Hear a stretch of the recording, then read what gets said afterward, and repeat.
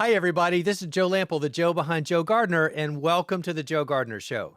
Today, we're joined by someone who has become a trusted voice and a friendly face in the gardening world, Scott Wilson, better known online as Gardener Scott. With a background as a master gardener, educator, and Air Force veteran, Scott brings a calm, science-based, and experience-driven approach to growing your own food and building a thriving, resilient garden. His YouTube channel, Gardener Scott, has become a go-to hub for millions of backyard growers and curious learners, thanks to his clear tutorials, honest insights, and infectious love for gardening. And whether you're a beginner unsure of where to start or a lifelong gardener that just wants to go deeper, today's conversation is packed with practical wisdom as Scott and I compare notes, surprising stories, and thoughtful perspectives that go way beyond the raised bed. So I think this is a conversation you will really enjoy. I hope you do. Scott, it's about time we had a chance to visit on a podcast episode and recording this for YouTube too. Gardener to gardener, raised bed gardener to raised bed gardener. You've got years of experience, as I do, and I've been looking forward to us just kind of having well, none of the things I do are scripted, but just a really free form conversation about some of the topics related to raised bed gardening. And let's just see where it goes. And whatever we say, people are going to listen in on it. And hopefully there's going to be some wisdom bestowed over the course of the next 45 minutes or so. How's that sound? I think it sounds great. Good to be here, Joe. And I think between the two of us, we've got ample wisdom to share with everybody because we have many years between us. And a lot of it is focused on raised beds. So let's have a gardener to gardener chat. And I agree. Let's just free roll and see what happens.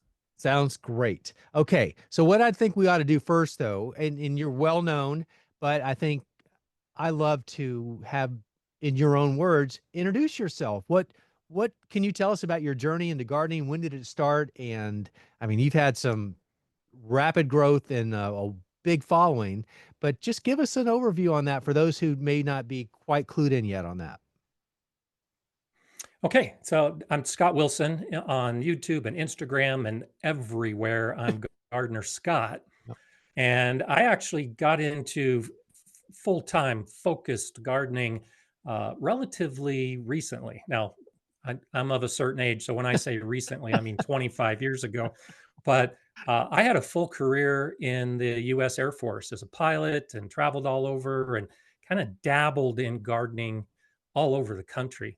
And then when I retired, I wanted to be retired. I had prepped for that. I was ready for that. And I discovered the Master Gardener program Mm. and became a Master Gardener here in Colorado. And then because I'd been an educator in the Air Force, it was just a natural progression for me to begin teaching gardening classes to the community. And within the Master Gardener program, being a mentor, I developed a mentor program actually for the Master Gardener program. And then that led me to being hired at a local school to develop a huge school garden, 24,000 square feet of growing space, a 42-foot dome greenhouse. And as much as I knew and as much as I'd been teaching, I recognized there was a lot I didn't know about growing food for a school district. And we ultimately were growing over 2,000 pounds per year. Mm. And so what I ended up doing, of course, like many people that want to know about gardening, is I went to YouTube to watch videos to see what I could learn. and and 25 years ago, this is closer to 15 years ago at this point, the information I saw on YouTube just wasn't what I needed. So I started the Gardener Scott YouTube channel. I had a Gardener Scott blog, and the intent was to get out research-based quality information in a way that gardeners of all levels could understand and appreciate, but most importantly, learn from, and then be motivated to do it and to actually get out. And that's one of my biggest pushes with my book, with my channel, with all that I do, is to really motivate gardeners to garden. I think gardeners are among the best people on the planet, and the more gardeners we can make, the better it's going to be for all of us. Yes. How long ago did you actually start the YouTube channel? And when you started, were you doing that consistently once a week or twice a week or whatever? And then has that has your delivery or your technique or your style evolved over the years that you've been doing it to something that you've settled into now that you really like and feel comfortable with? Obviously, it resonates very well with a lot of people. I'm just curious about your journey along YouTube to where you are today. Sure. Yeah, so it was about 15 years ago that I started doing the blog and was really interested in that. And that's was shortly before I started looking at YouTube. And I initially started YouTube as a backup to the blog. And so I did a few videos. It was just kind of exploring the YouTube process. I was doing most of my effort on the Gardener Scott blog. And so that was back in 2011. So I've been on YouTube for about 15 years, Mm. but I really wasn't focused. And it was just a periodic. I think in the first year I did 3 videos, and the second year I did 4 videos. I began doing one video a week. And Uh-huh. then about 2018, 2019, I started doing 2 videos a week. And then 5 years ago, I added a weekly live stream that I do every Monday. And that was about the point that YouTube recognized me. And I was selected as a creator on the rise. And I was highlighted on the YouTube trending page. And that's really when it took off for me. And I started getting 1,000 subscribers, and then 200,000 subscribers, and now I'm over 400,000 Yeah. subscribers. And so it has evolved because, as you know, in your career as well on PBS and all of these other podcasts and YouTube as well, you learn more as you do it more, Huh. and you learn to do it better. And that's where I am now. I feel that the quality I have now of my production, of my delivery, and even of the topics I choose are much better now, much more well-rounded than they were when I first started all those years ago. Do you feel like you've kind of covered everything and now you're like, well, how do I bring up this topic again but do it differently? Have you hit that point yet? Uh, in a few things, but I look at gardening as being so expansive. You Yeah. can never know everything, Right. and so I'm not after the views and I'm not after the subscribers. I'm at the point where I really want to promote gardening and to supply for gardeners everything they could need. So I make videos of topics that no one else is making videos of because they're not going to be viral. Huh. They're not going to be super popular. So I have the basic. I had one a couple weeks ago on how to divide chives. Huh. That's never going to be viral, but it is a necessary part of the gardening journey Yep. if you want to grow alliums in your garden and if you want to learn how to divide certain plants. So that's the approach I take is yes, there's been a handful of videos that I have remade with updated information, but for the most part, I'm always looking for something new and different that nobody else is covering or that is better. So if somebody has a video on the 5 reasons you should have a raised bed, and someone else has a video on the 8 reasons why you should have a raised bed. Well, then I'm going to do a video on the 12 reasons that you can do a raised bed because there's just so much information that really needs to be distributed. Yes, agreed.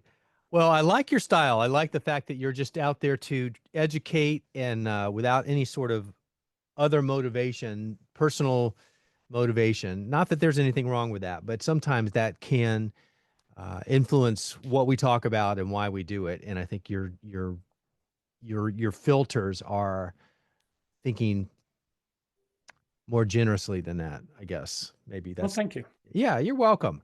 Well, we have some exciting news here because you have a book. This is your first book, I think, right, Scott? It is. Yeah, it's my first published book. I think, like a lot of authors, I've dabbled over the years, but this is the first one that's been published. Well, it's a great book. It's called Guide to Raised Bed Gardening. No surprise there.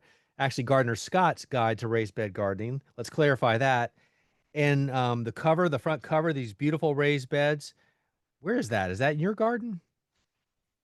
I would love to take credit for that. So Sort of. So that's actually the demonstration garden in Colorado Springs that the Horticultural Art Society maintains. Mm. And so I was a trustee for the Horticultural Art Society a number of years ago and visit that garden on a fairly regular basis.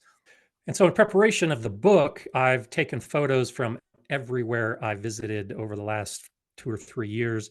And when I saw that garden in particular at the peak of production here in Colorado Springs, I took a picture of it in addition to thousands of others. So, in preparation for the book, because I knew it was coming, it took about 2 years to finish that project.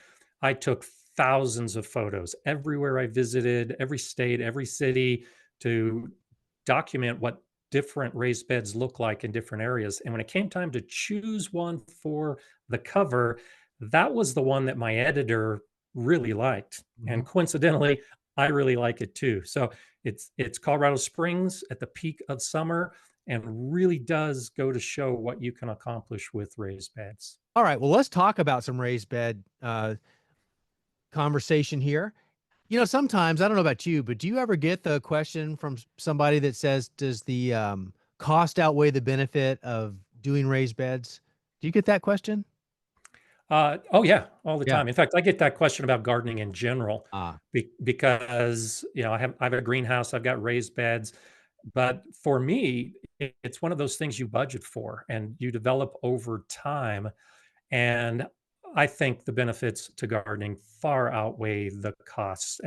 And every hobby, if you approach it from a hobby, has the same question and the same answer. yes.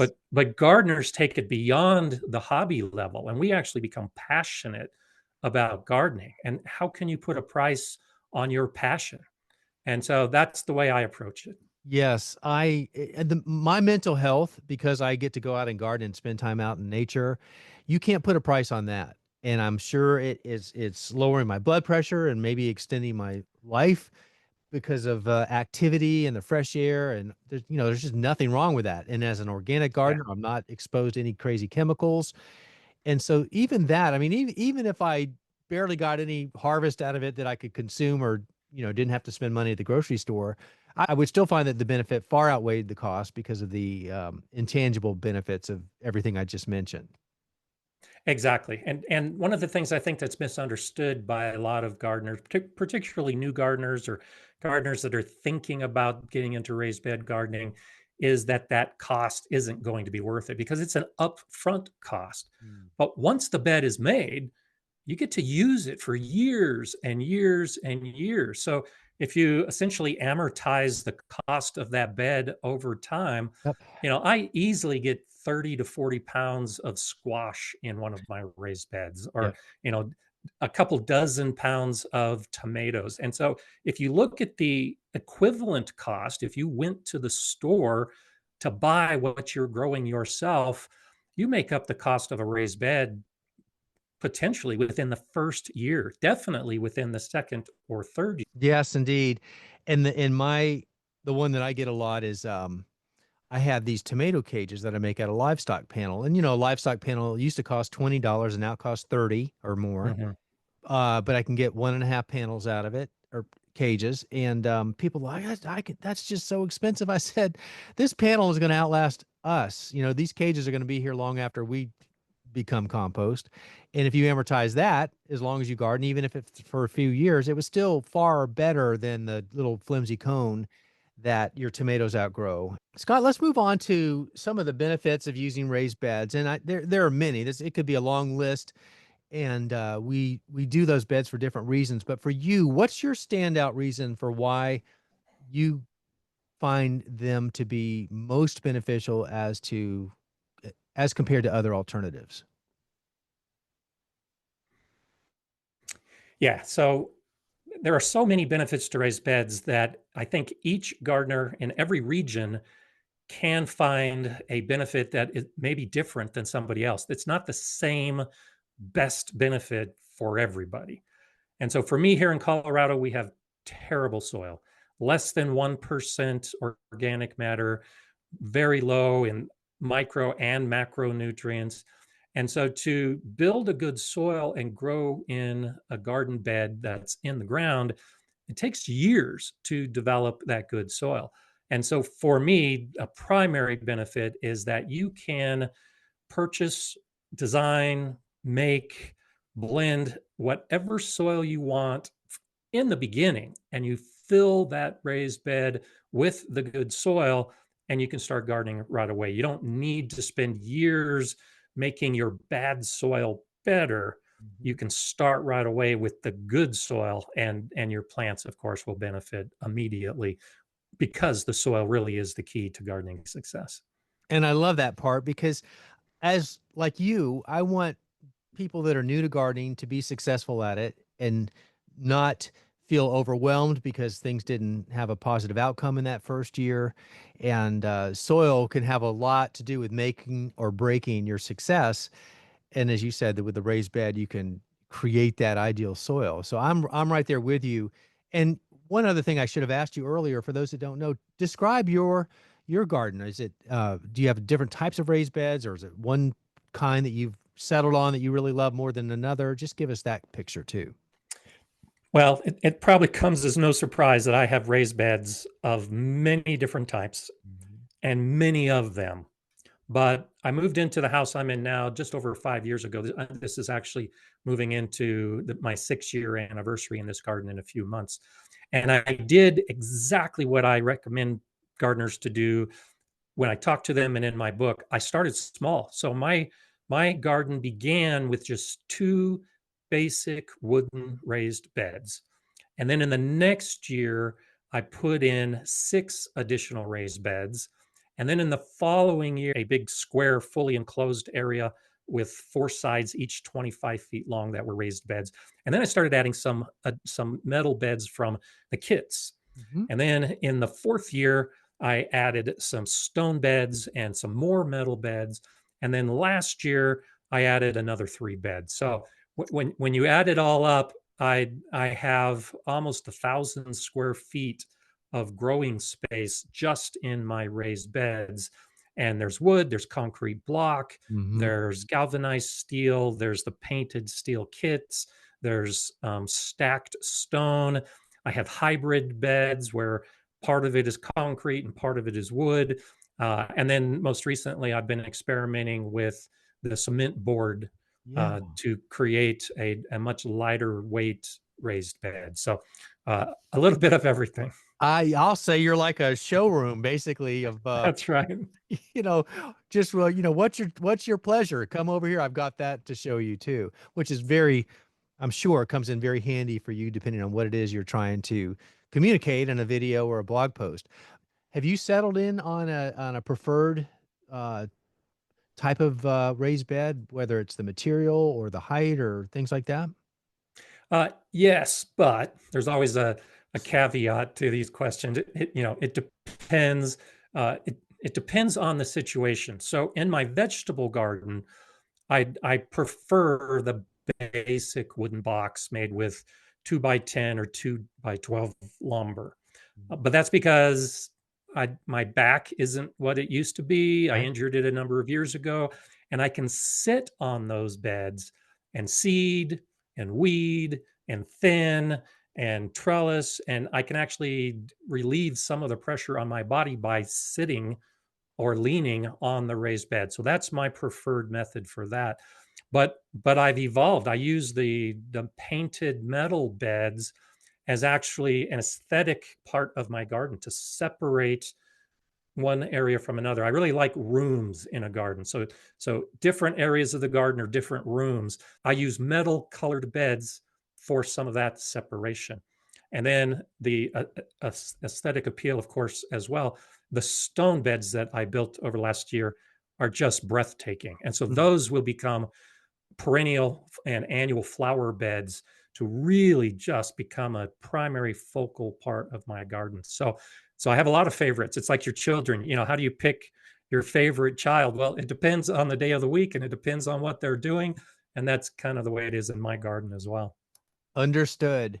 All right. So tell me about as you're communicating to your audience about someone who may want to be starting a raised bed garden, what is your advice for the considerations, the most important considerations for them as they're contemplating where on their property they put their garden? What are the main issues?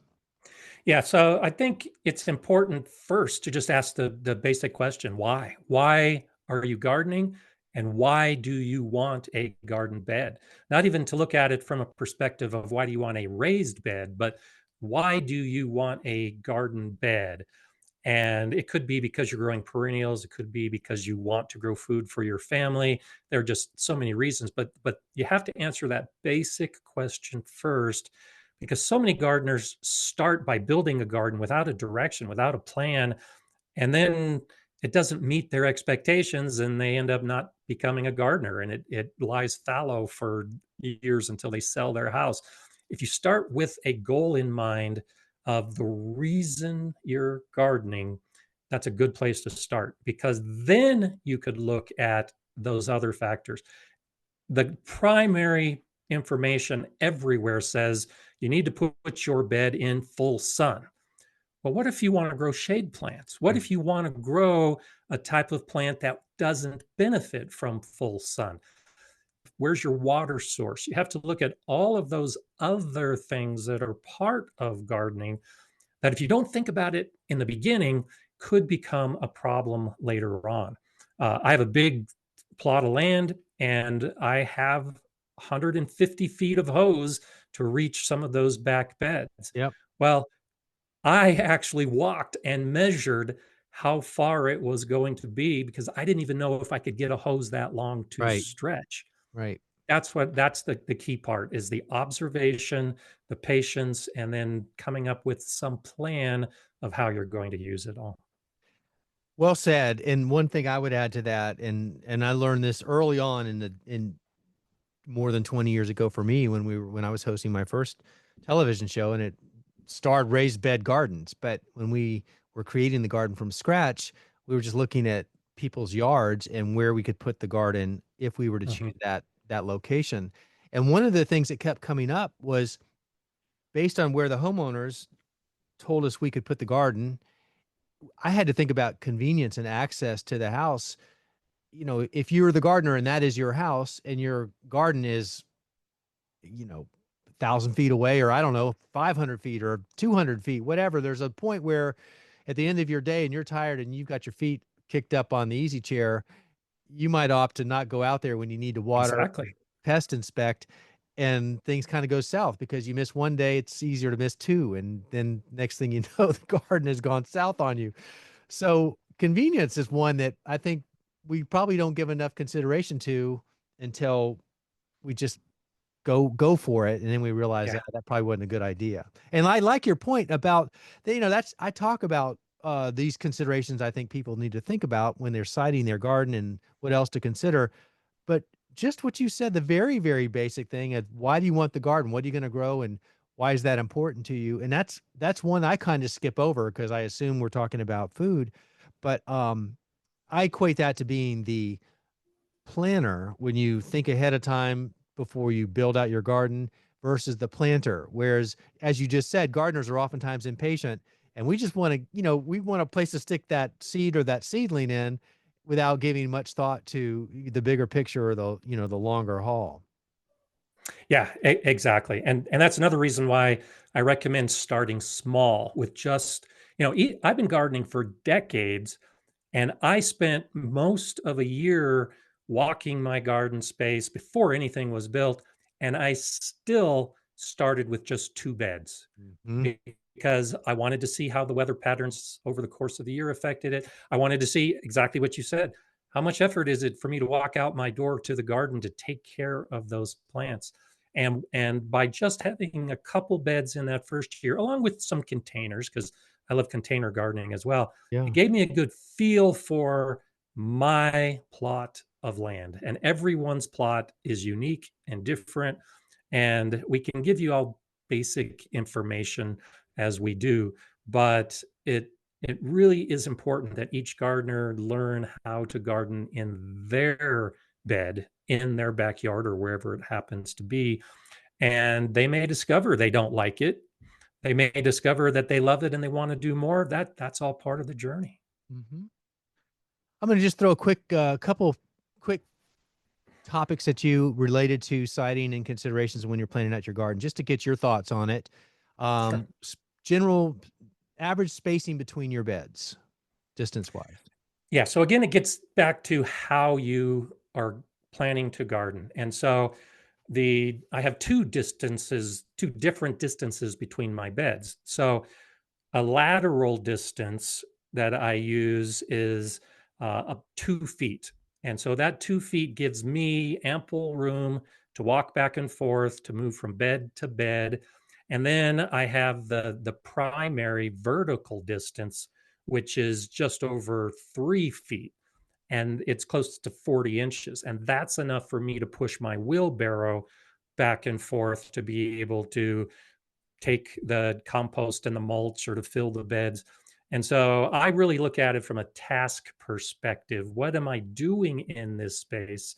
And I want to make it as easy as possible. Um, Planning ahead for potential critter threats. Do you put hardware cloth, or do you what kind of things do you do, or have you done, or do you recommend that people do?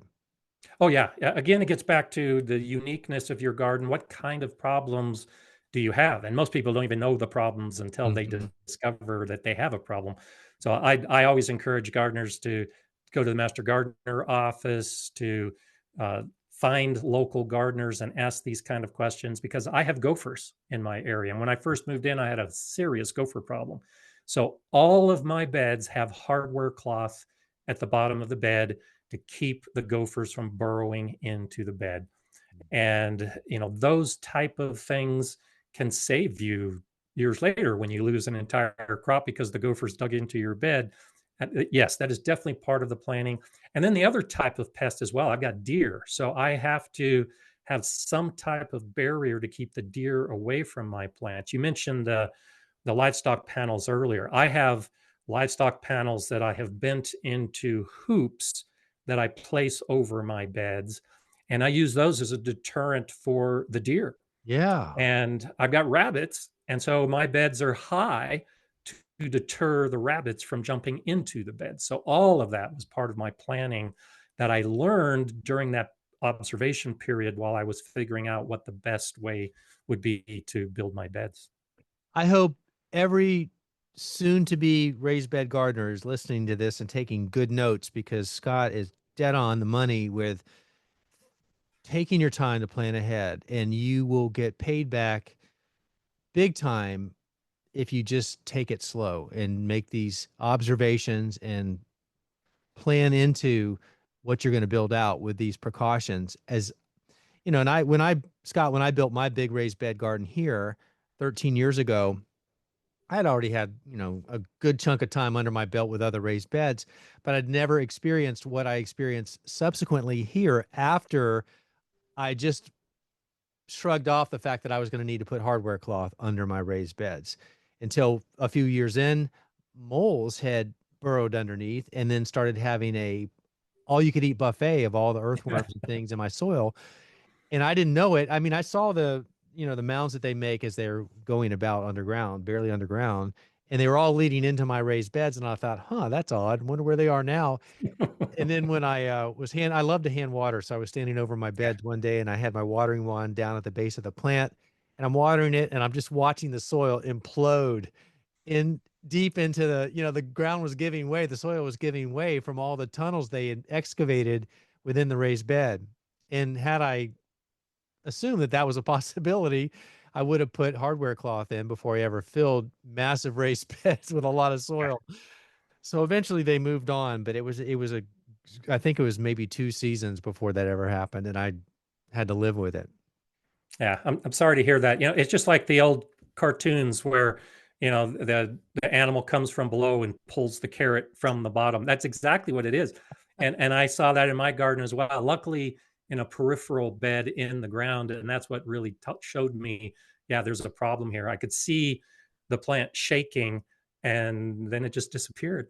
And that's very educational. Did you happen to film it? No, I didn't. I do have some film of the gophers crawling out of their holes and looking around for something to eat. But I don't have actually anything in my garden beds. I wish I would have gotten that one. Do you have a minimum height that you suggest people not go below? So it depends on how you're going to use it. For me, just because of my height, 16 inches is a minimum height Mm. for me to sit Yeah. comfortably or kneel in front of the bed. Mhm. But I have another area where the beds there's 22 inches high, and that's where I've got my galvanized panels that are buried a little bit in the soil for extra deterrence for some of those pests. And that 22 inches is ideal as well for sitting Mm. on the beds, but I can't kneel as easily on those beds. So, depending on if there's any mobility issues that a gardener might have, I think that really does play in how high the beds should be. Now, if you don't have those pests, and if all you're doing is growing shallow rooted plants, then 8 to 12 inches is Mhm. a minimum that you could be growing in.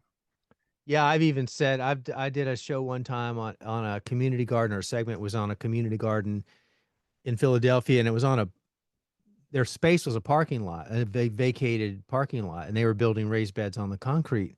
And a lot of those raised beds were only 6 inches, and it was Yeah, amazing. I was surprised at how well everything was growing in the summertime and 6 inch raised beds on concrete. yeah, absolutely. As long as you match the plant to the bed, Hmm. then it can be any size. Yeah. Well, speaking of making these beds, we've got choices, and you again have the showroom of options there if anybody wants to get an idea.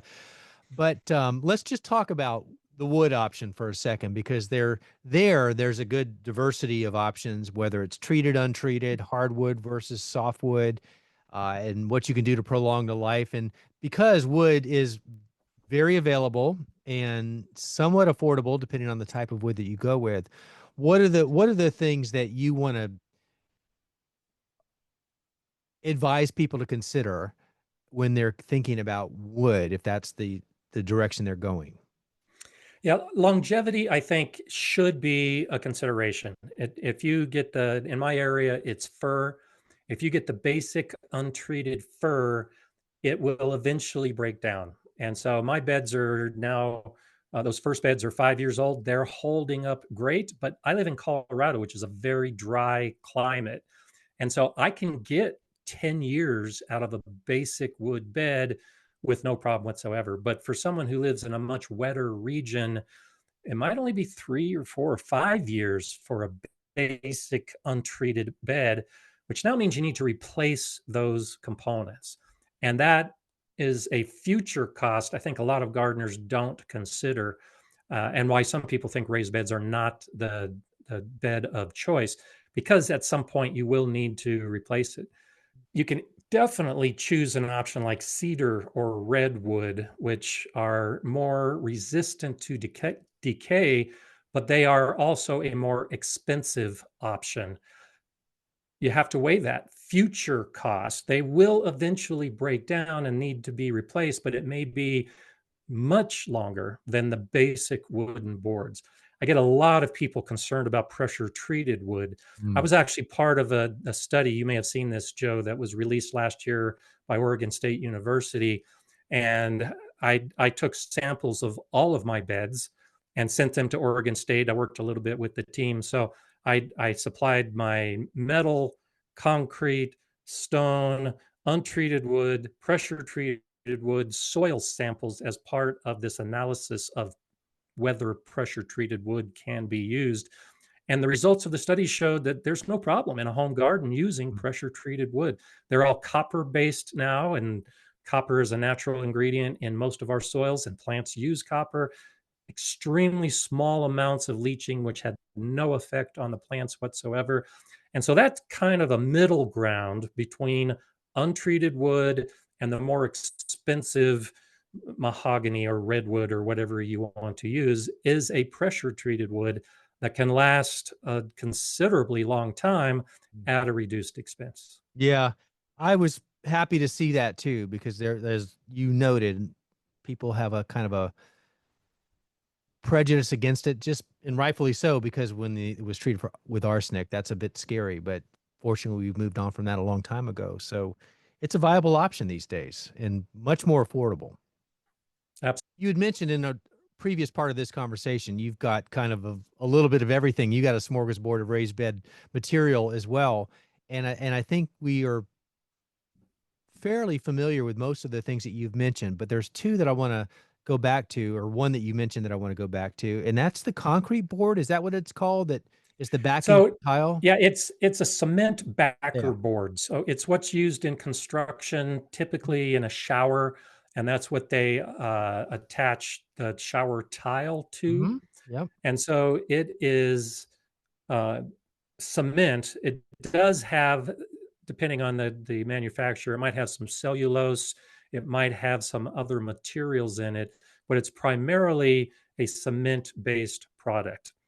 And so what I've been experimenting with is having that as a bed outside because it's inexpensive. When you compare that against the cost of a board, Yeah. it is really cost effective. And so far, after more than a year of being exposed to my Colorado summer, my Colorado winter, and heavy downpours in thunderstorms, there is no indication at all that it's degrading at all. I don't know yet the ultimate longevity of it. That's one reason why I'm conducting these tests, but I've been very pleased so far with the results of that bed. That's very good to hear. It's a new option to me that I wasn't aware of. So I'm glad you brought that up, and it's in your book too. Have you Yeah. ever done straw bales? Oh yeah. Yeah. Yeah, I've done everything. So Yeah. yeah, I have a video on straw bales that I did, and I do categorize that as kind of a quasi raised bed Right. because you can put multiple straw bales together. You can use the big straw bales and you can plant in them and grow in them. And they can actually be quite effective. So I've grown peppers and I've grown tomatoes. And so while I've done the straw bales, I really do focus on the good soil in my raised beds. Yeah. Same here. Scott, you spend a lot of time in your book, and rightfully so, about the soil. And we've already talked about one of the primary reasons of raised beds is to create the perfect growing environment and to get off to a fast start. And you can do that when you're deciding what soil goes into that co- contained area. Um, we could talk an entire episode and more on just the soil aspect of it. But if we were to reduce the amount of time for that part of this conversation without trying to glaze over the important aspects, what would your admonitions be? What would be the key things as we're looking at what goes into those raised beds to make that soil as productive as possible? Organic matter, organic matter, organic matter. It really comes down to that. You know, I reference your perfect soil mix in my book, and my Gardner Scott recipe is very similar. The idea being that a large component of your soil should be organic matter, and it can be anything from worm castings to leaf mulch, leaf mold to crushed leaves to dried grass clippings, manures of all different types. Now, of course, there are caveats with each of these things that we would choose to put into our soil, but that's really the basic idea: is just to try to increase the amount of organic in your soil, because most soils don't have enough, or they don't have enough variety of organic matter to really supply ample nutrients Right. for the plants. We shouldn't be feeding our plants. Too often I get asked that question: what should I feed my plant? And it's like, I got that question today on my live stream. And I said, I don't feed my plants. I feed my soil, and Right. my soil feeds my plants. And it all comes back to the organic matter. Gosh, I feel like I'm looking in the mirror here, or at least, listening to myself talk. You're so on the money there, of course. And I 100% agree with those key things. Um, I also loved in your book that you talked about weighing the option of buying in bulk versus buying by the bag. Can you hit that again? Sure. Yeah. It's real easy, and most gardeners do this. They'll go to the home center, the big box store, They look for a sale, hopefully, and they'll get their bagged products on sale, and then they go and start to fill their raised bed, and they realize that a 1.5 cubic foot bag of potting mix does not go far when you're trying to fill a raised bed that is 64 cubic feet. And Yeah. so now all of a sudden you realize you have to buy 40 or 50 bags just to fill a single bed, and the cost begins to skyrocket. Yeah. And so the alternative to that is to find a landscape supply company. Around here, I've got a couple of them. They're rock yards, is what a lot of people call them as well, because that's where you go buy your gravel. And they'll often have mixes that are already put together. They've already got compost. They might have some humus. There's one near me that uses cotton meal as a primary compost ingredient, and they'll bring it to you in a big truck Yeah. and dump it. And the dump trucks that I use hold 15 cubic yards. And so I can order a dump truck load, dump it in my yard, fill a number of beds, and then get kicked off to an immediate start, much less effort and much less cost than trying to do it by an individual bag. Yes. So there's that. Convenience, much buying in bulk is much cheaper. And you also have the opportunity to go look at it. You can get your Yeah. hands in it, you smell it, you can squeeze it. These are the criteria that I always coach people that are listening to me do to really get a sense that you're going to get some good soil rather than finding out after it's been dumped out of the dump truck and you never had a chance to inspect it beforehand. You can't really easily put that back into the truck and have them take it back home. But the other thing that I learned, I worked with the US Composting Council for a long time. Oh, nice. Yeah, and I loved going to the annual conferences because you really get to hear from all the compost makers on a commercial scale. Mhm. But I also got to meet and talk with some of those manufacturers that are putting them into the bags and selling them to the box stores and having candid conversations where they were frustrated, as were their consumers, because when you are under the gun or the demand to produce X number of bags per store, per state, per, God only knows how many thousands of bags those are, or pallets every week, probably in the gardening season for Mhm. sure. And those when they're manufacturing that material, it's not coming from one single source in the US. They are, for cost sake, they're regionally manufacturing them so they can cut down on their distribution charges, but they're also sourcing the material regionally as well. So what you're buying, Scott, in a bag potentially is under a certain product name may be very different from what I'm buying in that bag with that same product name, because the source material where I live is much different than where you live. And so there's a lack of consistency there. And sometimes they've had to settle, and this is coming again from conversations from the manufacturers themselves, where they're putting stuff in there that isn't their first choice and they're pushing it out before it's really even ready. And so it hasn't really broken down enough to not have the demand for nitrogen, from what's in the bag, stealing from the nitrogen that's needed by your plants. And it's a mess. So again, now, just to be fair, that's not always the case. It's hopefully the Mhm. exception rather than the rule, but it is a real thing. And people just don't know that. You don't know what you don't know. And so when you're buying it in the bag, you're trusting that you're getting a good product. But that's another element that no one ever talks about. Oh yeah, I completely agree. In a lot of the bags that I have available to me, regardless of the brand name, forest products Yeah. is like the number one ingredient. Yeah. And you don't know what that means until you open up the bag. And sometimes that means pretty chunky Yeah. pieces of wood. Whereas, yeah, totally agree with what your comment about the bulk buying as well. You can go and hold it in your hand and let it sift through your fingers and see if you've got those big bulky chunks of wood like you might have in an unknown bag. Yeah. Let's talk about the watering. Are you one kind of watering technique guy, or do you do different methods, or what do you have to say about that? So yeah, I do have different methods, but you mentioned it, and that's the way I do it. I love hand watering. Hmm. I think watering is my preferred method because it gets me up close and personal to my plants. I can see how the plants are doing on a daily basis. I can see if an insect pest might have attacked it overnight.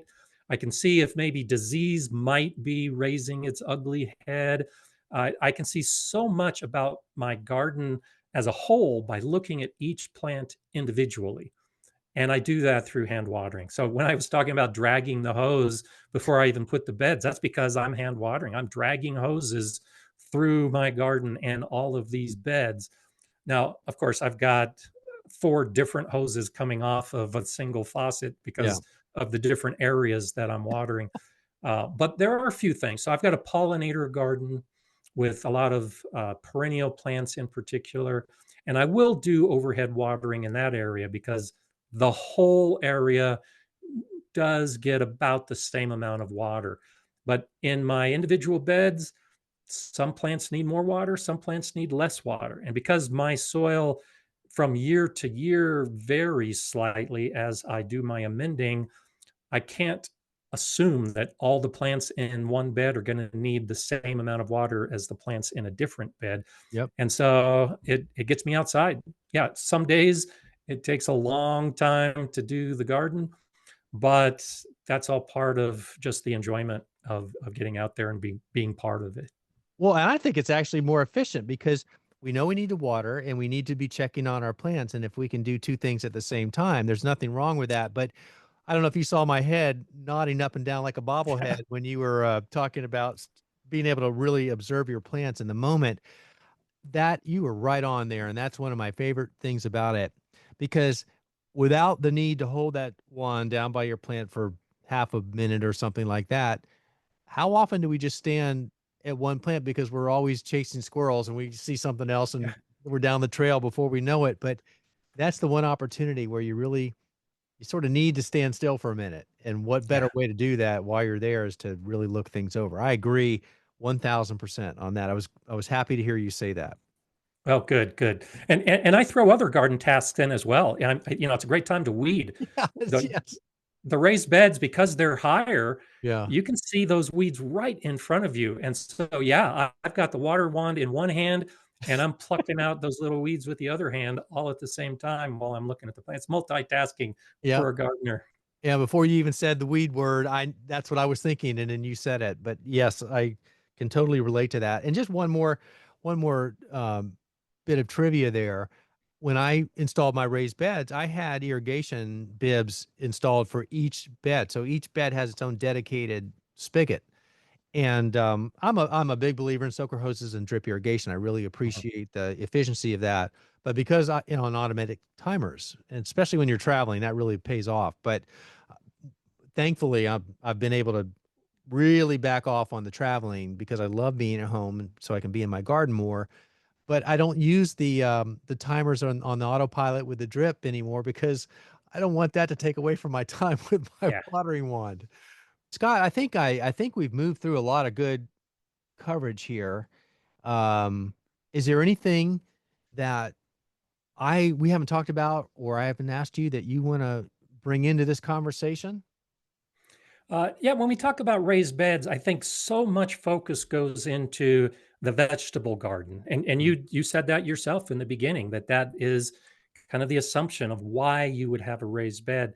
And one of the things I really tried to capture in my book was there are other options. You can have raised beds as that visual element in your garden. You can use raised beds for perennial plants, for fruit bushes.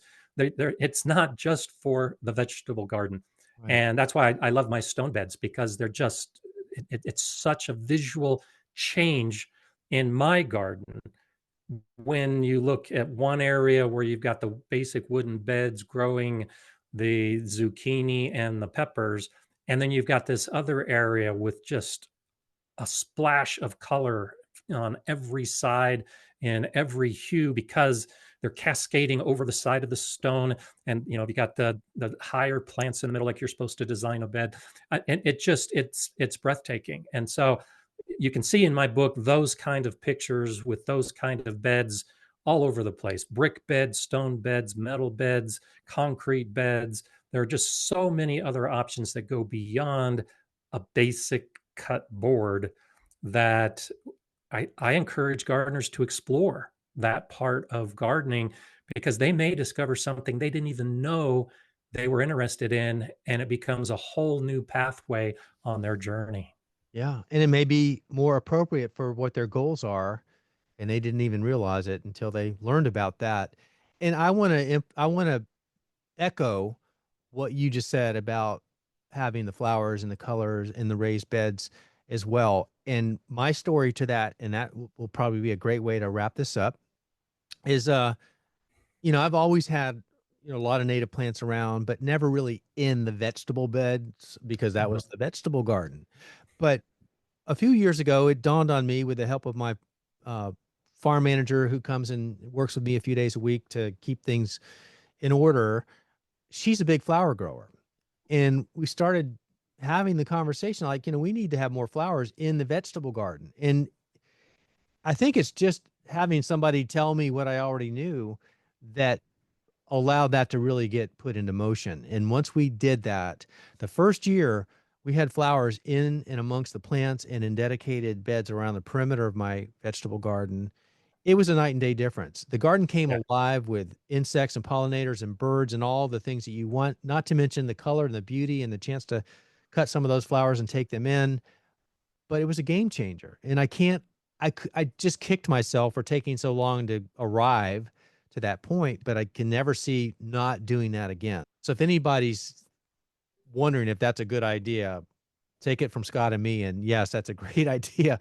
Add flowers for a lot of reasons, even if it's just selfishly, not that there's anything wrong with that, but you're going to do so much more for the biodiversity of your garden and its health and its productivity too. Yeah, absolutely. I have very, very few pest problems, insect pest problems in my garden, almost none, because of that diversity that's attracting all the predatory insects and the predatory animals that take care of my pests before they become my pests. Excellent. Well, Scott, this has been a lot of fun. And again, I hate that it took us this long to get together, but we did. And I love it. So let's not make it the last time we do that. And let's do a future conversation at some point, not too far down the road. But thank you so much for your time today and congratulations on your new book. And we'll be looking forward to sharing that with our audience and keep up the good work and for communicating your knowledge with a lot of gardeners out there. Thank you, Joe. It's been a pleasure, and I agree it's a long time coming, and we'll definitely do this again. Well, I hope you enjoyed that. And certainly thanks so much to Scott Wilson, AKA Gardener Scott, for joining us today and sharing not just how to grow plants, but how to grow confidence and connection and really joy through gardening. And if you enjoyed this episode, be sure to check out Scott's YouTube channel and social platforms because there are many hundreds of videos covering everything from composting and seed saving to even gardening philosophy. And if something in today's conversation inspired you, leave a comment below because I would love to hear your thoughts. And if you enjoyed watching this podcast episode, well, there are more where this came from, and we're adding new episodes here every week. And if you're not subscribed to this channel, I hope that you will do that and click the notification button also so you'll know when we post our next video. Thanks for watching, and I'll see you back here again soon.